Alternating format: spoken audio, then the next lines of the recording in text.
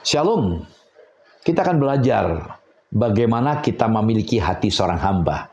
Dan tema kita adalah kerendahan hati. Nah saudaraku, kita akan coba melihat Filipi pasal 2 ayat 5 sampai dengan ayat ke-8. Secara bertahap kita akan coba memikirkan hal ini. Ya, ayat yang kelima. Filipi 2 ayat yang kelima, hendaklah kamu dalam hidupmu bersama menaruh pikiran dan perasaan yang terdapat juga dalam Kristus Yesus. Saudaraku, ayat ini ditulis dalam bentuk present aktif imperatif. Present itu waktu sekarang, kala kini, ya, aktif, ya. Jadi betul-betul ada hati untuk memikirkan, ya, untuk memiliki pikiran dan perasaan. Dan bentuk imperatif sebuah perintah. Jadi orang-orang percaya sebagai hamba, kita diperintahkan untuk terus berpikir.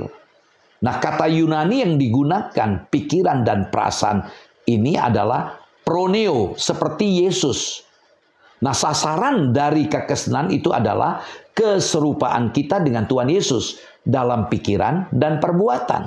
Karena itu, saya senang dengan kata Yunaninya, yaitu kata proneo. Itu berarti sikap Kristus yang dinyatakan. Kenapa Paulus memberikan pernyataan ini? Bapak, Ibu, Saudaraku, kalau kita melihat konteksnya, di dalam gereja Filipi tidak ada kekompakan. Masing-masing ingin mengutamakan diri sendiri, ingin menonjolkan diri, ya, ingin memuliakan diri. Sampai Paulus memberikan nasihat, Yudea dan Sintike ku nasihati supaya sehati sepikir. Jadi tidak ada keharmonisan di dalam gereja. Nah, orang-orang Kristen hendaknya diminta untuk mengutamakan orang lain. Sehati sepikir, ya, dalam satu kasih, satu jiwa, satu tujuan. Nah, Paulus ingin orang-orang percaya yang ada di gereja Filipi berbeda dari orang-orang yang tidak percaya, yang hanya mementingkan diri sendiri.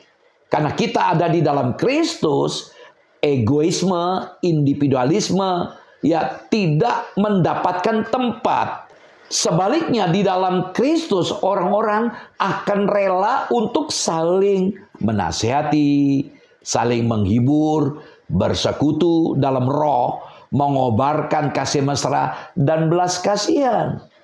Bayangkan kalau dalam gereja tidak ada kekompakan, tidak ada keharmonisan. Mengapa gereja yang hidup adalah gereja yang mau memuridkan, ada cell group, di dalamnya ada komunitas yang terbangun dengan sehat. Dan itu dimungkinkan kalau kita memiliki pikiran Kristus, sikap Kristus yang dinyatakan. Nah, sikap Kristus yang bagaimana? Nah, kita lihat dalam Filipi 2 ayat 6. Filipi 2 ayat 6, yang walaupun dalam rupa Allah tidak menganggap kesetaraan dengan Allah itu sebagai milik yang harus dipertahankan. Perhatikan di sini, yang walaupun dalam. Nah, kata dalam bahasa Inggris being, dari kata to be, itu kaitan dengan keberadaan. Nah, kalau kita melihat dari teks Yunaninya, kata dalam dari kata huparkon. Nah, kata huparkon ditulis dalam bentuk waktu present participle aorist. Saya simpulkan saja. Jadi present participle aorist artinya keberadaan atau hakikat Yesus itu terus menerus atau masih berlaku terus sebagai Allah. Karena Yesus adalah Allah. Jadi waktu datang ke dunia, bakal lahir sebagai manusia bayi, dia adalah Allah. Dan Allahnya tidak berubah. Lalu kita melihat juga dikatakan dalam ayat 6 tadi kata rupa. Kita jumpai kata rupa dari kata morphe. Itu artinya rupa hakiki. Berarti ekspresi luar dari sikap batin. Ini menggambarkan seseorang sebagaimana adanya secara hakiki. Dan hal itu tidak bisa berubah. Yesus tetap Allah. Dan dikatakan tidak menganggap kesetaraan dengan Allah. Nah, kata kesetaraan dari kata isos. Ini menjelaskan kesetaraan kuantitas dan kualitas. Artinya Yesus waktu datang ke dunia, dia memang Allah sejati dan manusia sejati. Nah, lalu kita lihat dalam Filipi 2 ayat 7. Melainkan telah mengosongkan dirinya sendiri dan mengambil rupa seorang hamba dan menjadi sama dengan manusia. Ini model yang harus kita teladani. Ya, kita harus memiliki pikiran Kristus. Ya, kita memiliki sikap seperti yang Yesus miliki. Dalam hal apa? Mengosongkan dirinya. Nah, kata mengosongkan dari kata ekenosen itu bukan dimaksudkan sebagai kiasan, yaitu bahwa Yesus membuang semua sifat-sifat ilahinya. Tetapi ini sebuah ungkapan yang jelas tentang apa? Tentang penyangkalan dirinya yang mutlak. Artinya apa? Dalam teks bahasa Inggris ada dua versi yang saya amati. Dia membuat dirinya nothing, bukan apa-apa. Dia membuat dirinya tanpa reputasi. Luar biasa. Ya, dia tidak menganggap dirinya dia adalah Allah, atributnya Allah. Dia sebagai pencipta, kreator yang memiliki kemuliaan. Dia tanggalkan, dia buat seolah-olah dia bukan Allah. Luar biasa.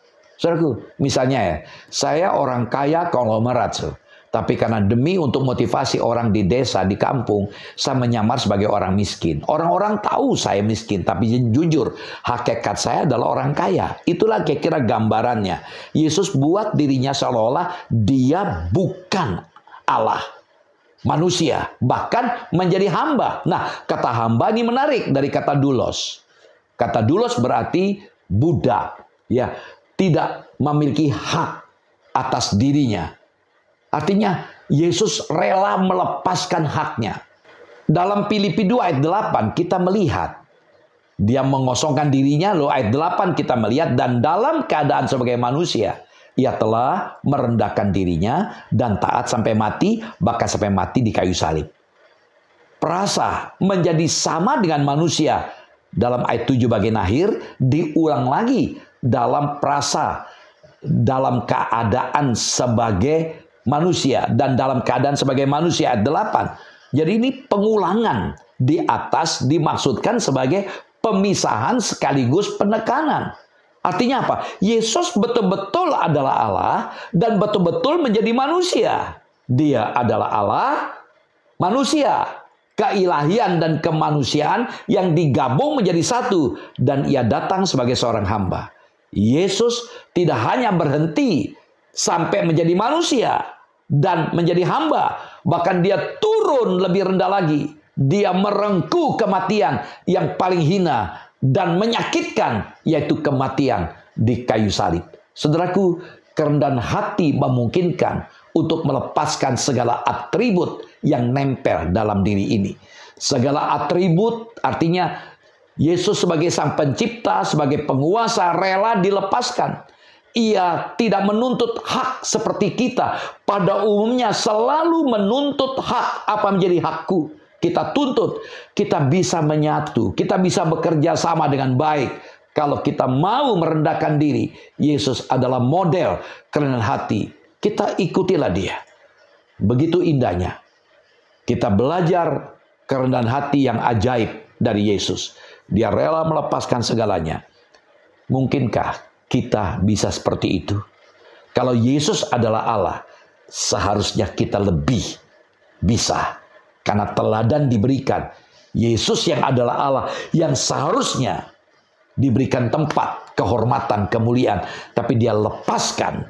Ironisnya, seringkali kita menggunakan atribut kebesaran kita. Supaya orang menerima kita, orang menghargai kita, orang menganggap kita. Dengarkan, dalam Yesus kita sudah berharga. Seringkali saya mendengar, wah, omongan orang itu menyakitkan saya. Muka saya taruh di mana? Jujur, muka kita tetap di sini. Kita tetap berharga oleh karena Yesus sudah menyelamatkan kita, kita jadikan anaknya. Mari kita belajar. Kerendahan hati dibutuhkan dalam pelayanan. Tanpa kerendahan hati, sulit. Kita merasa kita gereja besar, kita merasa kita orang hebat yang dipakai Tuhan, kita merasa kita punya karunia. Tuhan mengajak pada kita, rendah hati. Kalau Yesus sampai rela mati, mari kita belajar, matikanlah diri kita untuk belajar, untuk menerima setiap orang yang ada di sekitar kita. Shalom, Tuhan Yesus memberkati.